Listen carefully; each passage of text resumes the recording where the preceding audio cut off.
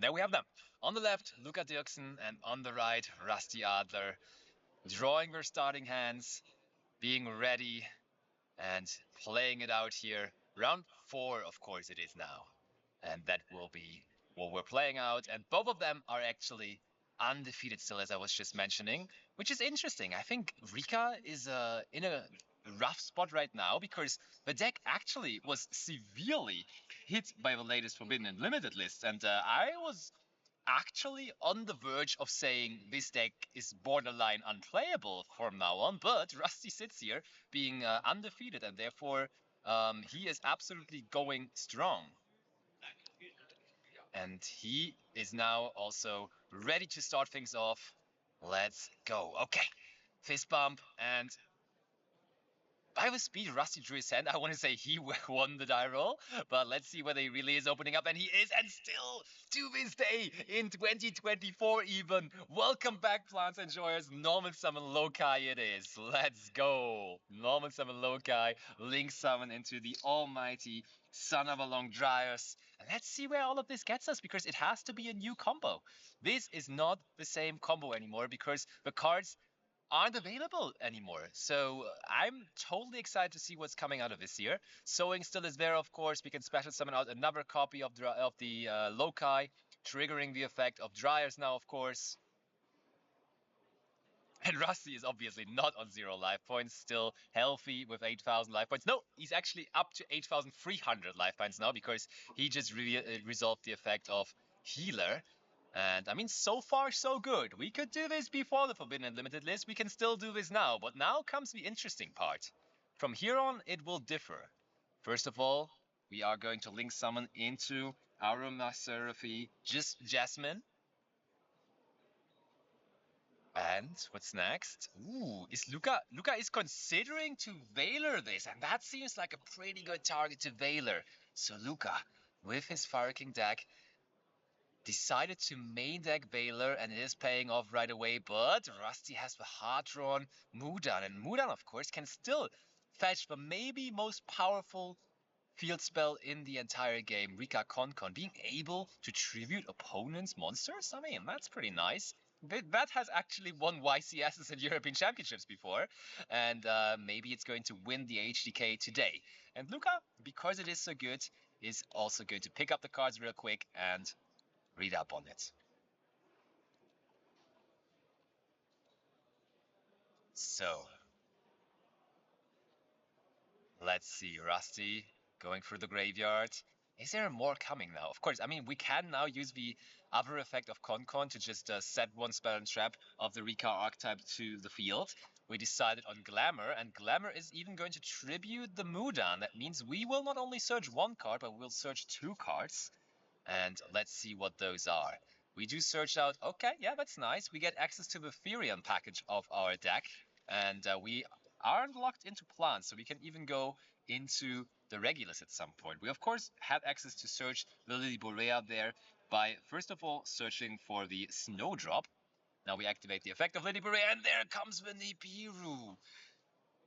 Luca with Veiler and Nibiru, two pretty good cards when you are playing against a combo deck like the RIKKA deck of Rusty Adler. There is the Nibiru token, kindly given to Rusty Adler. I don't know whether he's too happy about it, but he will have to live with it for now. So what's next? Okay. Ooh, of course, we can now just tribute the Nibiru on our opponent's side of the field to summon out Snowdrop, and also Lone Fire is being summoned from the hand. So after Veiler and Nibiru, Rusty is still going strong, summoning out the RIKKA Petal now, of course. Petal searches Princess. I mean, it's obviously not going to be the full combo field anymore, but this is looking nice through Veiler and Nibiru, not gonna lie. Okay, setting with Concon actually locks you into plants. Okay, so from that point on, we would have not been able to go into Regulus anymore. Good catch, actually. Neru, thanks for the follow, and thank you for notifying. Okay, we go into Strana, but still, like, we didn't summon any non-plants here, so it's all Gucci. Strana is going to add back one RIKKA card or one plant from the graveyard, and it looks like we want Glamour for follow-up. And That is pretty strong still.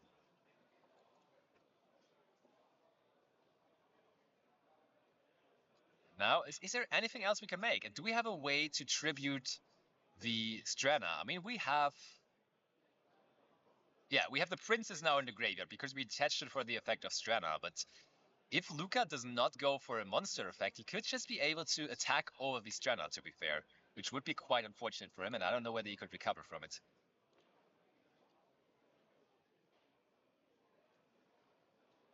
And now on to Luca. Rika doesn't. Oh, Rika. I'm already calling Rusty Rika. I mean, they both start with R, but Rusty does not know what he's facing. And now this card is not really telling him what he's actually facing either, because that card is an all-around staple. Almost any deck in the format right now uses Kashtira Fenrir, and even that Fire King deck here from Luca is including it. Rusty considering whether he wants to respond to this. If he uses the princess here, is he going to do it? He does. He's really considering. He doesn't know. Does he want to give up that very strong interruption here, or does he want to wait?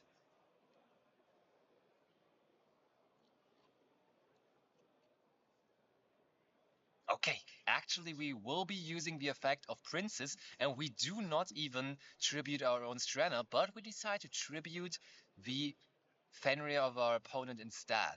And the thing is, I don't know whether I love that, because now Luca will just show up with his actual engine. He will just show up with Fire King cards, and Rusty just got rid of one of the non-Fire King cards, and I think this might be alright, because I don't know whether there are additional interruptions even, and that is the hardest punishment that Luca could have had. He just has another copy of Fenrir, and he just immediately summons it out. At least the effect to Surge was already activated this turn, because that was what we negated with the princess, of course, and now it seems like we go into the battle phase first of all, though. Attacking the Strana, probably also using the effect to go after the Concon. And yep, no hesitation, Rusty immediately grabbing his cards. We are going to attack with Strana. Ooh, okay. Double checking whether Sowing can also protect Exceed monsters, but no, Sowing can only protect your Link monsters, of course. And now in main phase 2, we can activate the Sinful Spores, original Sinful Spores, Snake Eye, tributing the Fenrir as cost, and now we want to special summon out a level 1 fire monster from our deck. And then Rusty finally gets the news, but this is a fire deck. Yeah, we open with 2 earth monsters, both being the same Kashtira Fenrir, but this is actually a fire deck that we're piloting. And now Rusty will see which one it is, because I'm pretty sure we will... Okay, we go for Snake Eye Ash first, but that is ultimately going to result in adding the Ponix, of course. Okay, Rusty also quickly reading up on the Snake Eye Ash. Okay, oh, Rusty is going to Veiler that. Okay, Luca had Veiler, and Rusty also has Veiler. So Veiler apparently very popular this weekend. Both of the players deciding to run the cards. Ooh, but Luca has Fire King Island in his hand. Activating the effect. Does he have something good to destroy with it too? We are just going to destroy the Snake Eye Ash. And of course, Van going to go for Garunix. Searching it out from our deck, and now Garunix will then immediately be triggering as well. Rusty just having a good reading through all of those Fire King cards. Feels like Rusty is still in 2023. He brought his 2023 deck, his RIKKA deck. He doesn't know the new Fire King cards. He just doesn't care. He hasn't started the new year just yet. He's still living in the old format. But he still was, of course, severely hindered in deck building by not including some of the copies in his extra deck of his beloved RIKKA cards. But yeah, we are going to trigger the Garunix, and Luca is shaking his head. I don't know, this looks decent enough to me. I mean, yeah, we don't have access to Ponix, which is kind of annoying, but Rusty is also down to very little cards. And if we leave the token on the field for Rusty, that will mean that RIKKA Patel cannot come back in the end phase, because that needs you to have only plant monsters on the field. So right now, Rusty would not be able to return that RIKKA Patel. Okay, and we did destroy the Barong from our deck, and therefore it found its way into the graveyard.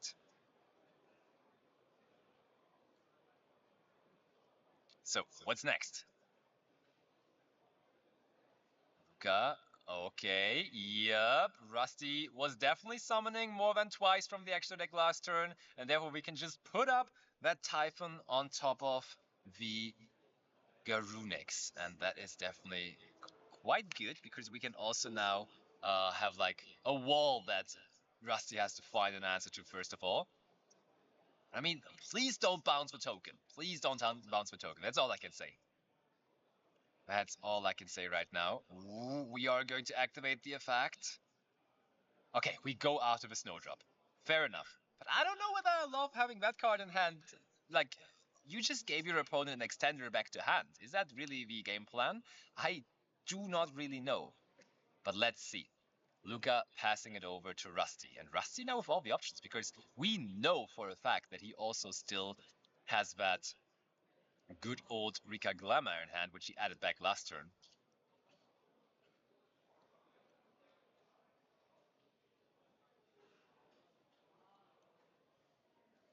Also, Kiri now, of course, finding its way into the hand of Luca Dirksen, resolving the effect of Barong, which he destroyed with the Garunix. But I mean, honestly, now I understand why Luca was looking a little upset, because this is totally not looking great for him all of a sudden.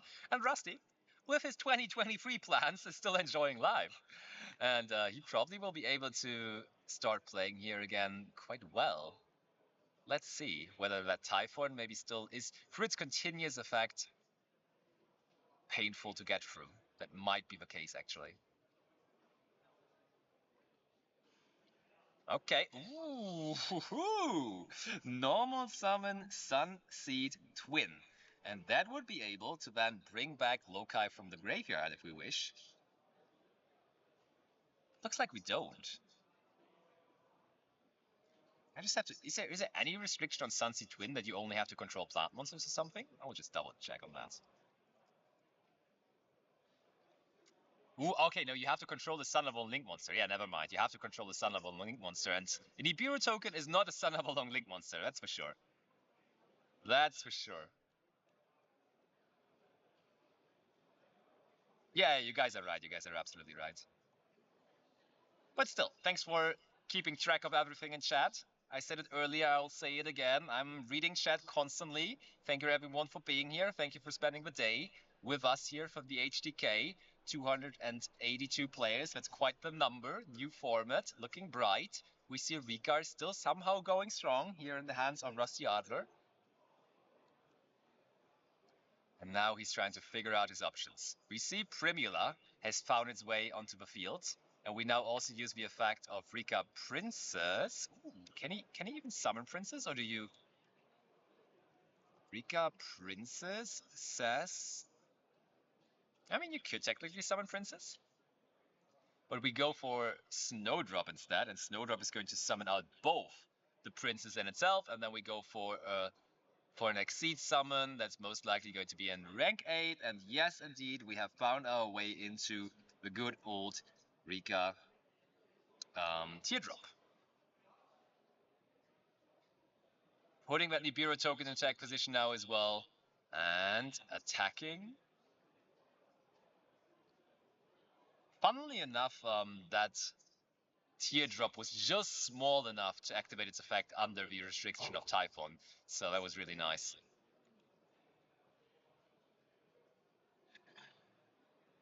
Okay, so Luca losing a chunk of life points there, going down to 2,600 life points. So he will have to find a solution to this just now. And I mean, Rusty has a decent disruption versus Fire King, because Fire King, of course, when you destroy their monsters, they are going to trigger, but when you are not destroying them, but tributing them, as the Teardrop does, you may be in a better spot, and therefore the interruption is definitely more valuable. Okay, we grab ourselves Avata to our hand,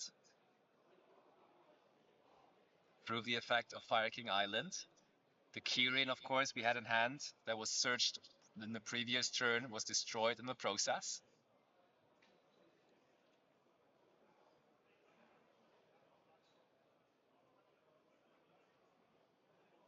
And Luca.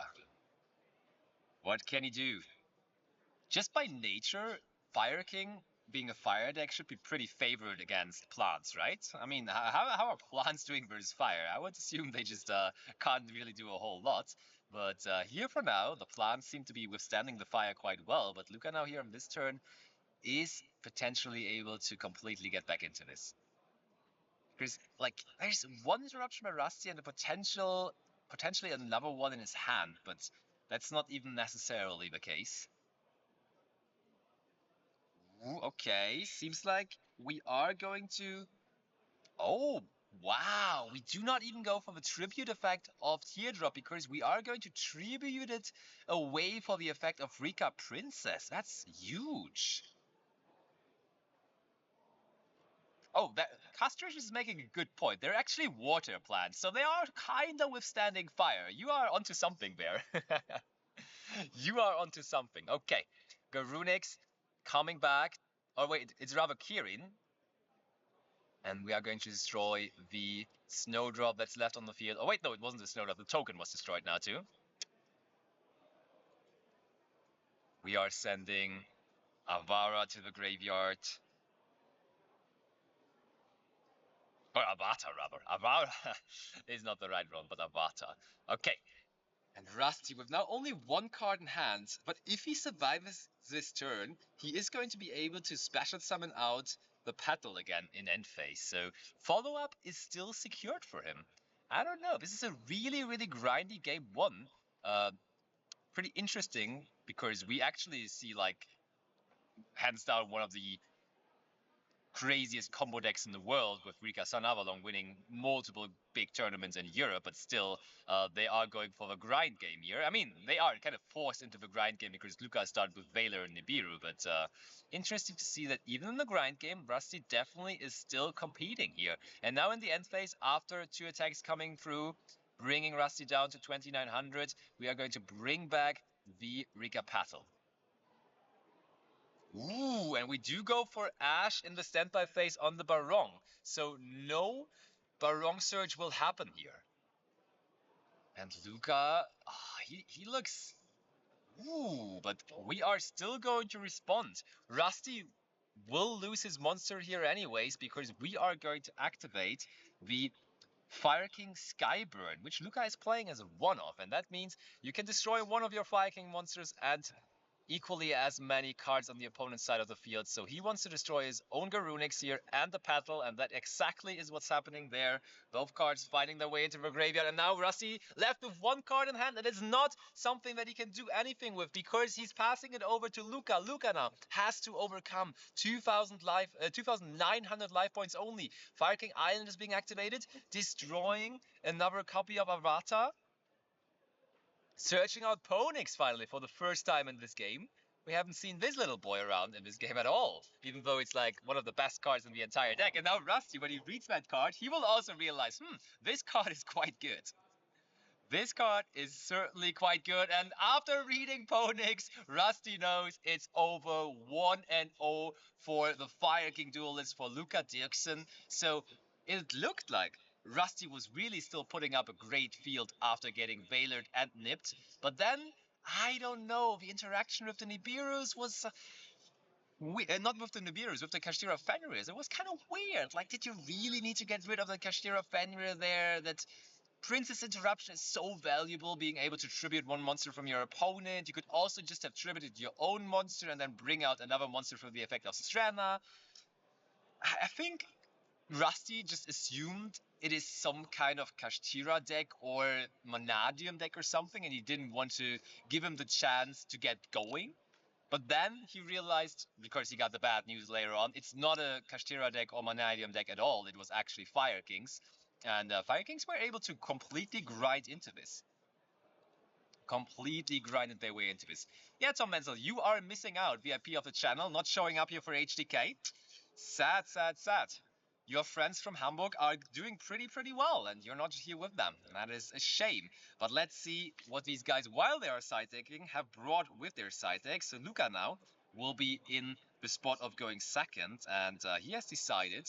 I mean, he's obviously not bringing something for RIKKA SUNAVALON because that deck, nobody expected to be around here at all. But he has a card that is, of course, still hitting it pretty hard, and that is Joel and Lockbird.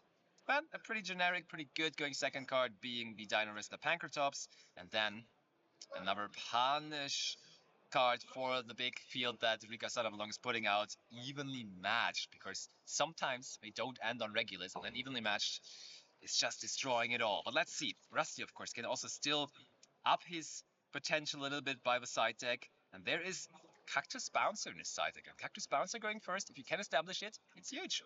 It's absolutely huge. You should absolutely bring that in, and I think Rusty knows, because he has been playing this deck for a while, that he will be bringing that in here. And besides that, quite a few going second cards, not really anything else going first, so I think he's just relying on his deck being good going first. I mean, it's a combo deck. It should usually carry him to victory, so he does not really need to side deck that many cards for going first. And I think I'm on board with that plan. I am absolutely on board. And I mean, looking at his list, it's 40. Oh, those RIKKA duelists. 46 cards. Get out of here. Try to slim it down to 40, but for some reason, for RIKKA, the optimal number is somewhere between 45 and 50. Don't ask me why, but that's the case. Maybe we'll see the answer in this game number 2. Players are ready, so let's get back over to the table.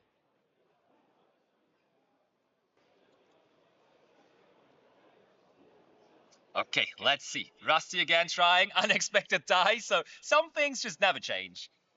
Always having access to Genius Loci is one of them. RIKKA players are just built like that, just born like that. They will always have that card. Every single time. Every single. Okay. Going into SUNAVALON Dryas. That immediately is being met with Effect Veiler. So back-to-back games where Luca opens up that card. Can Rusty now extend through it? Kaitiri is wondering how the Rostock guys are doing. I cannot really give you any info. I know that you probably know him, that Tim is by my information 3-0, but about the others I don't really know.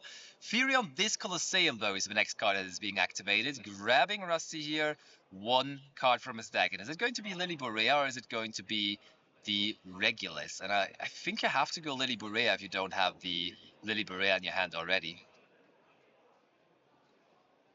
Mancini, no, Joshua Schmidt is not present here today at the HDK. He, I think, is just going to play the German Open tomorrow, and there are some mad people out there who are going for both events this weekend. I know, for example, that Zio Mandri is going, Ben Kreuzkamp is going to both, and they're both here today as well. I myself will also be traveling to Essen overnight and will be doing the German Open as well tomorrow.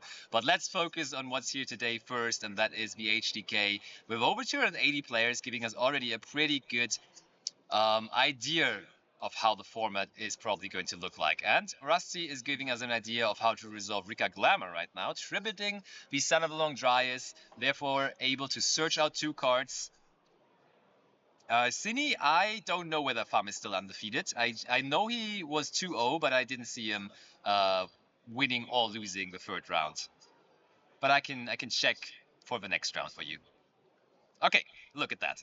Tom Menzel, the live reporter, as always, knows all the info, saying he actually lost the 3rd round. Okay, so that means we now, for Rusty, good news, are going to go into Primula and Princess. Both of those make their way into a link summon of Aromacery Jasmine.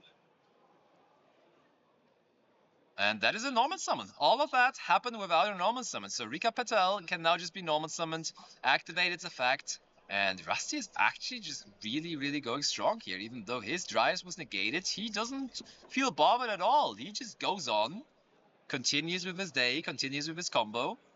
Searching Mudan here with the Petal.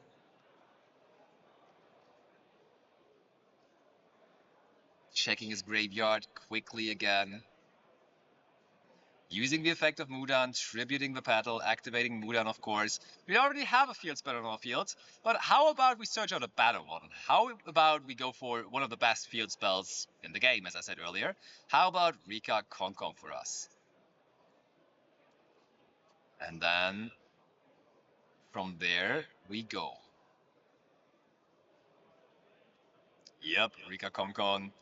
And this time we already activated Glamour, so we don't have to set Glamour here anymore, and we actually have a chance to search out an Interruption. There we go. RIKKA's sheet has been set to the field, so this is really looking good for Rusty.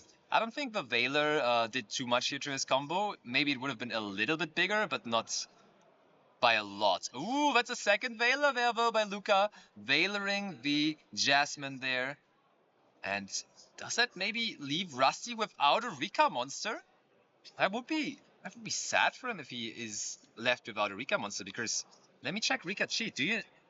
Okay, you don't need to control a Rikka monster for Rikka cheat, so it's not that bad. But you do need to control the Rikka monster for the graveyard effect of Rikka Princess, and that, as we just said, is not the case anymore, so that could be trouble. And Luca just likes to play with the same cards. Just special summons out Kashtira Fenrir as he did in game 1. And Rusty now has to think about whether he wants to respond to this.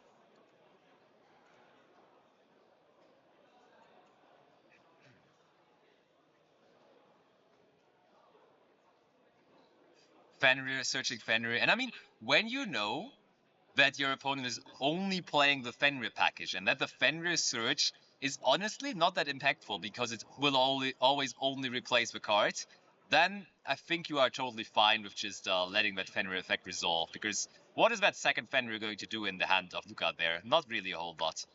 There comes the effect of Kirin now in the hand. Let's see what this is going to end in.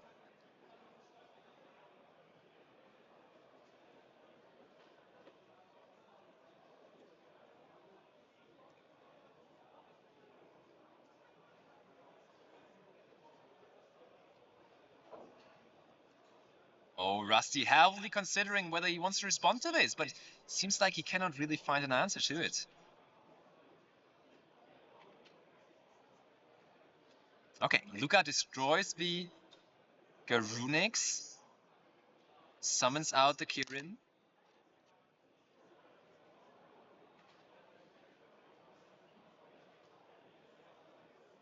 And Rusty, he doesn't know. Is he going to just go for the Rikka sheet here? I don't hate it. And Rusty doesn't hate it either. Tributing the Kirin, taking over Fenrir.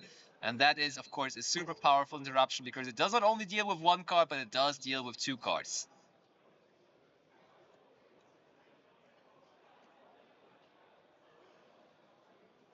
And Luca he seems like he's not going to extend from there, but of course we can still just summon out another Fenrir, which we searched out. And Rusty is laughing there. He's laughing. That Fenrir, for some reason, even though both of those decks are not Kashtira decks, is kind of dominating this game here so far.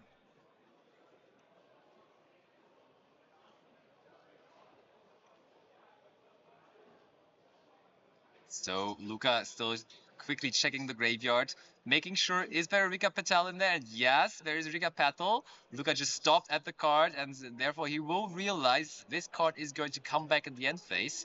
And maybe when he sees that, he should be considering to just not banish any of the cards on the field right now, but save the save down banish effect of the Kashtira Fenrir for Rikka Patel. Okay, normal summon drone Lockbird, something you don't see very often, but you go. Going into Linkuriboh. Fenrir and Linkuriboh making plays for Link 2. Going for SP Little Knight. SP Little Knight now using its effect. Going to banish one card on the field. Going after Rikka Konkon. Yep, I do agree. That looks like the scariest card here. That is banished for sure. There we go.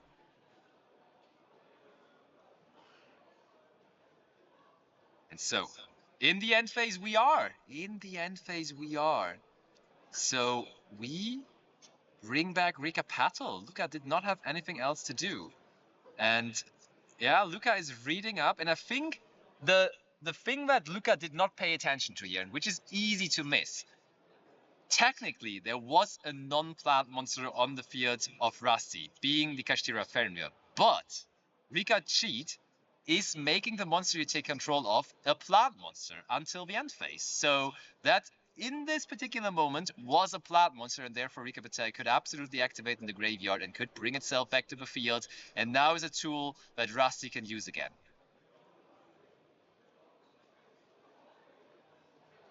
Yeah, I'm also somewhat confused on why we didn't use our battle phase with Fenrir, because Fenrir did not use the face down vanish effect, and Fenrir also did not use its sheer attack power to attack over the Jasmine. So we could have actually gotten some value out of the card there, and then just still in main phase 2, go for the good old and almighty Link 2 into SP Little Knight, but instead, that Jasmine now will still be very valuable for Rusty.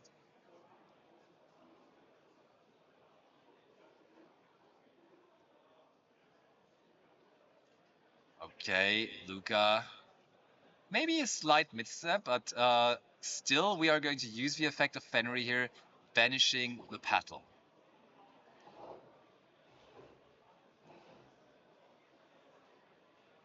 Ooh, and I mean, yeah, that's even that hurts even more now because Rusty can just go into a battle phase with the Jasmine, which is bigger than SP Little Knight, and SP Little Knight therefore gets destroyed by battle, and that's the easiest way to deal with that card. It cannot do anything with attacks, and therefore we have this card in the graveyard now, and Rusty has one less problem to care about, and he can now in main phase 2 keep on playing. Yo, Skildred Enjoy, thank you so much for the brand new sub, appreciate it.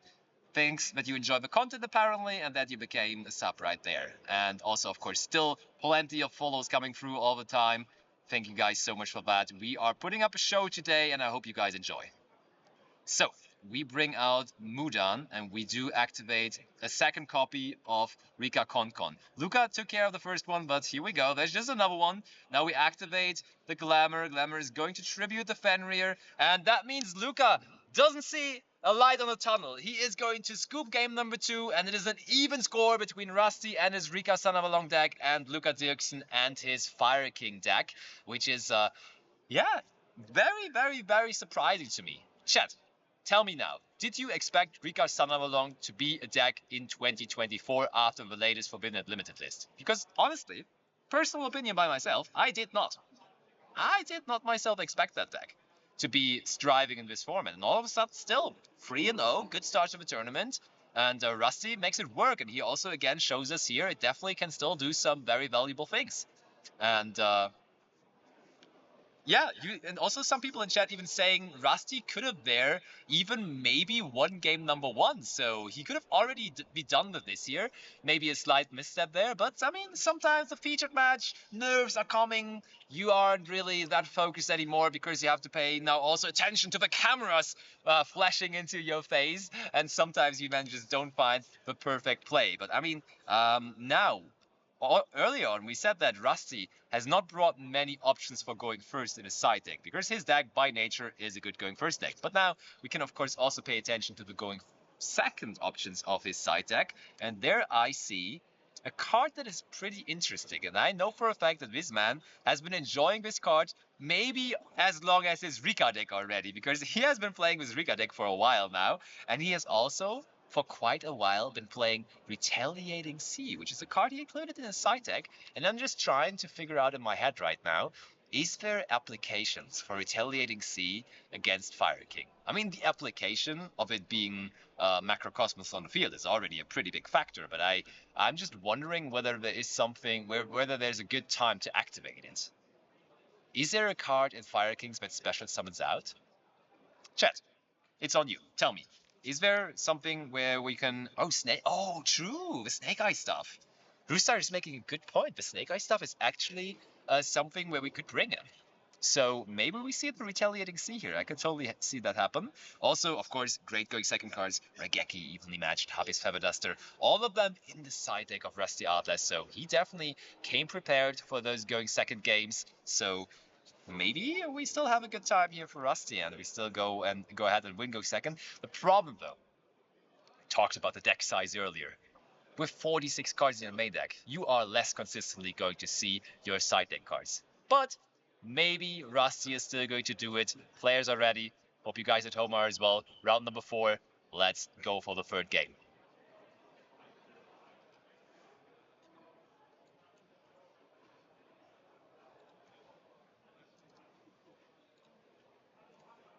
Okay, Luca, for the first time now in this entire match, is going to be the one starting.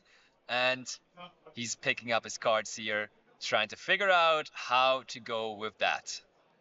Nothing in draw phase or standby phase, and Luca is starting things off with a pretty looking pot of prosperity, looking at most likely the top 6 cards of his deck. Yep, 1, 2, 3, 4, 5, 6. One of the all-time classics in terms of consistency. This card has been so popular over the last, I don't know, 3, 4, 5 years, whenever it was released. Okay, we see Avata, we see Fenrir. One more time. Let's just go for Fenrir one more time, right? We enjoyed Fenrir game 1, we enjoyed Fenrir game 2, so why not again, huh? Why not again? But also we see a lot of actual interruptions, so those aren't really that many starters, but many interruptions instead. The Biru, Ash, Impermanence. And we do go for the only... we don't! Oh, look at that! As I was saying, we did it in game 1, we did it in game 2, so why don't we just go ahead and do it again with the Kashtira Fenrir. Fenrir summoned, using its effect, searching out a second copy of itself.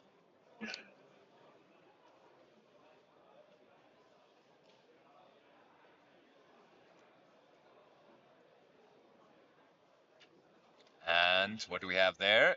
Normal summon of Barong. Kirin uses its effect in the hand, obviously trying to destroy the Barong, successfully now destroying the Barong, bringing out itself to the field.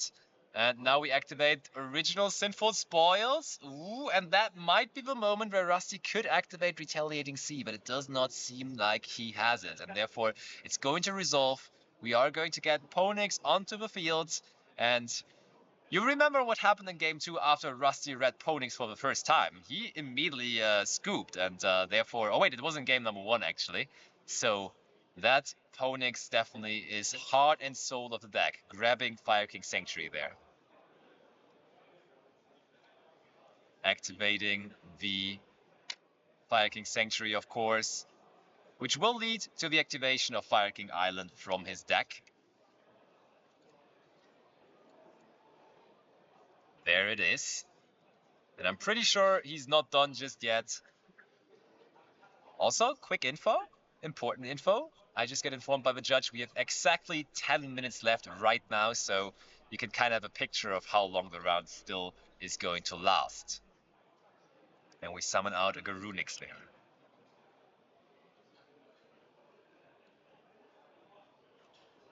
Very good point actually by Backed Up Boy. Like, I don't really understand why we normal the Barong either. Like, because the Barong, or like the Kirin rather, can destroy from hand or field. So we could have absolutely just destroyed it in hand as well. But we did go ahead and destroyed it on the field. And yeah, I have no idea why that was the case. Okay, so let's go ahead. Let's go for more.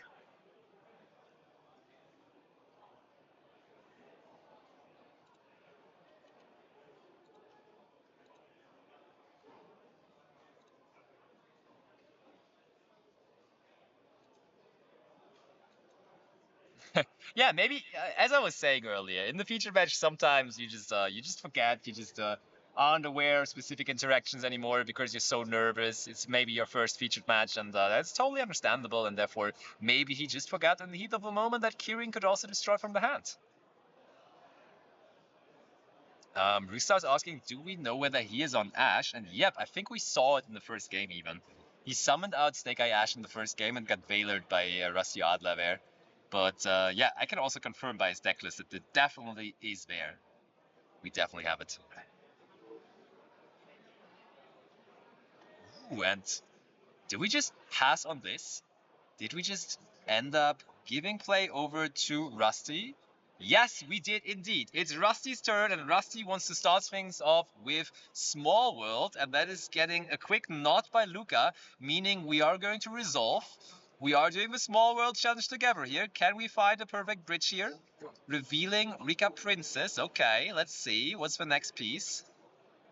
What's the next puzzle piece? RIKKA Princess into Lily Borea, I think that should work. They only share the plant thingy, and then Gamisiel should only share the level with the Lily Borea. Therefore, we can just search for that kaiju there.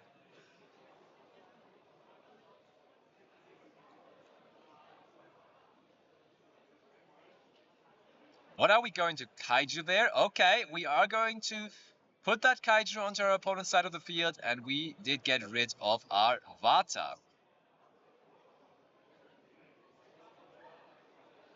And of course, I know how Rusty won the first 3 rounds. He just has that beautiful looking plant normal monster, that beautiful looking Lokai every single game. One more time through the effect of Unexpected Die, we special it out here. And now we go into the SUNAVALON Dryas. SUNAVALON Dryas using its effect, bringing out the Sunvine Sowing, of course.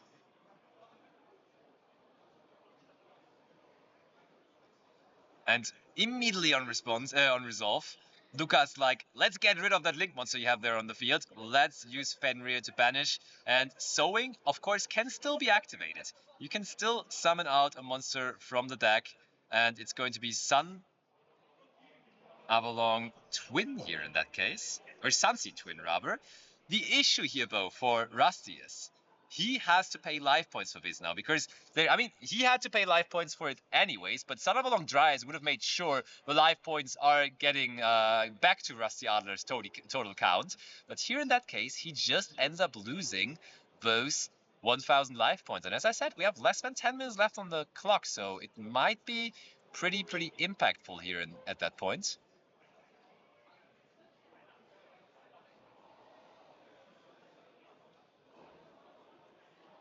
And we could not even use the effect of twins because there was no link monster anymore either. So that Fenrir, I think, definitely wasn't too badly timed. I think that was a pretty decent timing there all around.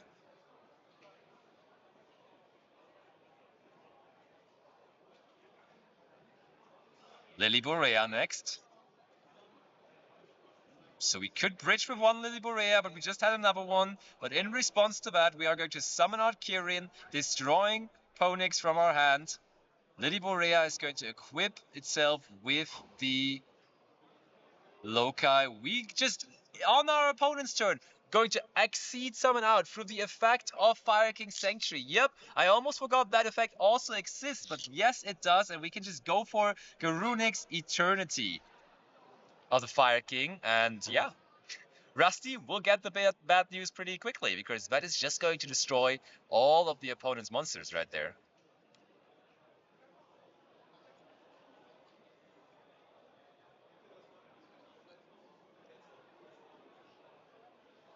One second, chat.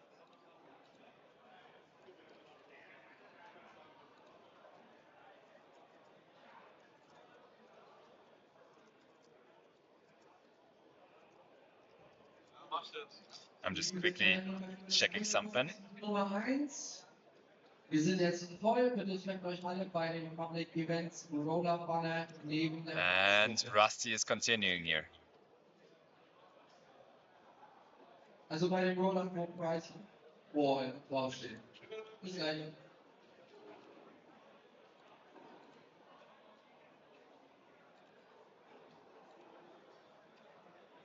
Okay, yeah, I think the judges also just quickly picked up on the situation there, that with the sowing, you could actually, when there is no link monster in the field, I think only summon out the Lokai.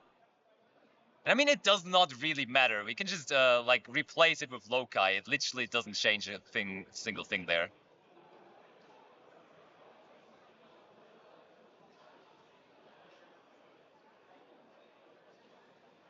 But still, good catch, chat. Thumbs up for that. If you see something that might be suspicious, totally make sure to just communicate in chat and let us know, and then I will get involved texting the judge and we will get that sorted out. But yeah, as people in chat were already mentioning, it should not be too big of an issue because it's like kind of the same. We didn't do anything crazy with the twin anyways. We like it's basically the same, even though one of them is an effect monster and the other one isn't. But the effect monster in that case cannot even activate the effect. all the RIKKA enjoyers in chat. I have to say myself, I enjoyed myself some RIKKA too at some point. I did play RIKKA a couple of months back, and it wasn't too bad. I had fun. I even played a RIKKA SUNAVALON mirror match against Rusty at some point. We played in like the last round of an OTS championship here in Berlin, and yeah, it was a fun thing. I won the die roll, I won the match, and we moved on. But yeah, I think we fixed the game state. Didn't really matter. That's what also the judge was agreeing on, and therefore we just replaced basically the twin with the Dries or with the Loci in the graveyard. Petal now found his way onto the field. We tribute the Petal for the drop, and we also summon out Mudan. Mudan is going to use its effect. Snowdrop it was, of course, and we are getting the Concon, and Rusty probably sees the timer next to the table and therefore picks up speed here, setting RIKKA cheat. Time is running low, going low here in this round, and therefore Rusty has to find solutions quickly. That is an Exceed summon with two. Yeah, okay, first of all, of course, you have to make both of them level 8, which is what he did. Both of them are level 8 now, going into the Snowdrop now, and probably going into the battle phase, right? Did we not attack? Oh, no, wait. Why did we not attack?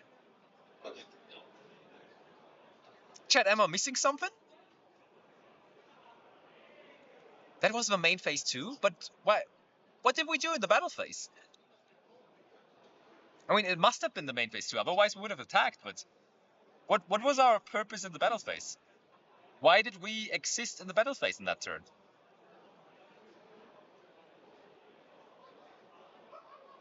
So, for the people asking in chat how much time is left, it should not be much more. Maybe they got a little bit of extra time for the judge call, but it should be like 2 or 3 minutes maximum. Attacked with Jasmine? Okay, we just attacked with Jasmine. Fair enough, fair enough. Okay, Fenrir. Fenrir grabbing another copy of Fenrir. I feel like that has been on replay the entire match here for Luca. He's just using Fenrir over and over and over again.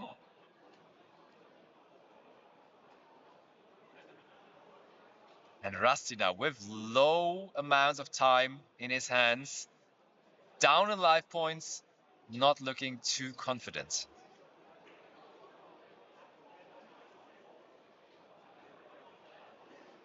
Okay, immediately getting rid of the Fenrir, probably in the battle phase. Otherwise, it could just banish the Exceed monster. Okay, now we use Fire King Island. Fire King Island destroying the Kirin in hand. What's next? What do we still have on the radar here? Searching out the Avatar.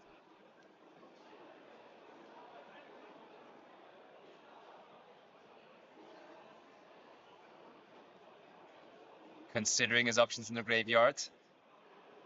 What's it going to be? Normal summon Avatar, I think. Oh, and there is the announcement by our judge. Timeout has been announced. We will end the game here in this turn, in this phase even, and that means no more further damage is going to be dealt. Okay, they're not done yet. Okay, they're still playing on. Okay. Let's not take it away just yet, because, but for the moment, yeah, there is the fist bump. Luca just wants to end his phase, and he wants to end the match with that as well, because he wins by the rules of timeout. Luca Dirksen with Fire King is winning here in our round 4 featured match. So Plants not undefeated anymore, but still a pretty good showing by Rusty. He's still definitely in contention, because I mean, 8 rounds of Swiss. You can drop a round somewhere in between, and you can still make it to the top cut. So maybe Rusty is just going to do exactly that. But for now, Luca is the one of the two that is still undefeated here in this tournament. Fire King, which is my call at the beginning of the day to win the entire thing, still going strong here, undefeated in the tournament too. And I think there are a couple more Fire King duelists out there doing their thing. But yeah, that's it for this round. But we will be back momentarily with a winner's interview, so don't go anywhere if you want to hear from our winner, Luca.